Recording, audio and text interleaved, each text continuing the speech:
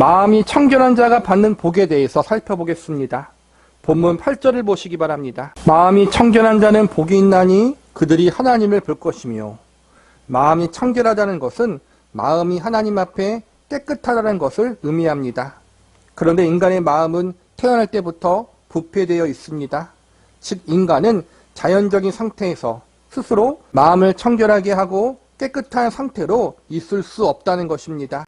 하나님 앞에 마음이 청결하고 깨끗한 상태로 서기 위해서 우리에게 필요한 것은 죄 용서함의 은혜입니다. 그러므로 우리가 마음이 청결하기 위해서는 제일 먼저 죄 용서함의 은혜가 있어야 하는데, 이는 오로지 예수님을 통해서만 얻을 수 있습니다. 우리는 예수님을 우리의 구세주로 믿고 영접할 때 비로소 죄 용서함의 은혜를 얻게 되고 마음이 청결한 자가 될 수 있는 것입니다. 8절에서 마음이 청결한 자가 하나님을 본다는 말씀의 의미는 예수님을 영접함으로 하나님의 백성과 자녀가 된다는 것이고, 이러므로 하나님 앞에 담대히 나아갈 수 있다는 의미를 가지고 있습니다. 천국에서 영원히 하나님과 함께할 수 있는 은혜를 받게 된다는 의미를 가지고 있는 것입니다. 그 다음으로 마음이 청결함을 얻은 자는 이제부터 마음이 청결한 상태를 지속적으로 유지해야 하는 과제가 생기게 됩니다. 맨 처음 마음이 청결하기 위해서 예수님을 영접했듯이 마음이 청결한 상태를 유지하는 비결 역시도 지속적으로 예수님을 의지하며 예수님을 따르는 삶, 예수님을 우리에게 보내주신 하나님 말씀과 뜻대로 순종하는 삶을 살아가는 것입니다. 그런데 위에서 배웠듯이 우리는 연약하고 부족한 존재이기 때문에 예수님을 영접한 이후에도 자주 넘어지고 쓰러집니다. 하나님의 자녀와 백성으로 거듭났지만 죄와 타협하며 살아갈 때가 많이 있습니다.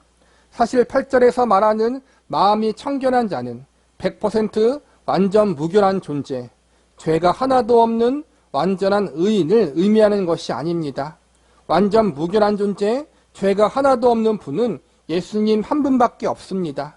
우리는 모두 구원받은 이후에도 죄에서 완전히 자유롭지 못한 존재들입니다. 우리가 죄 용서함의 은혜를 받았음에도 불구하고 우리 안에는 여전히 죄가 존재하고 있음을 발견하게 됩니다. 예수님을 영접했음에도 불구하고 완전히 깨끗하고 청결한 상태에 있지 못한 우리의 모습을 발견하게 됩니다.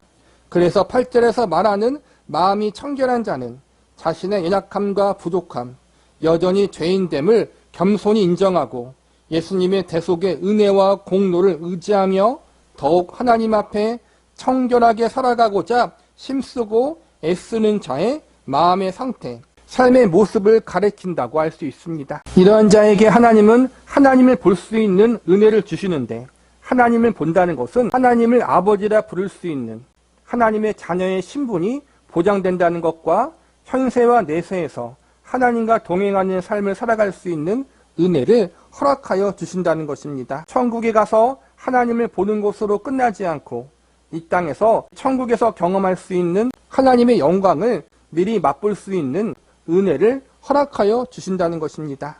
저와 여러분 모두 이 은혜를 미리 경험하고 맛볼 수 있기를 기도합니다.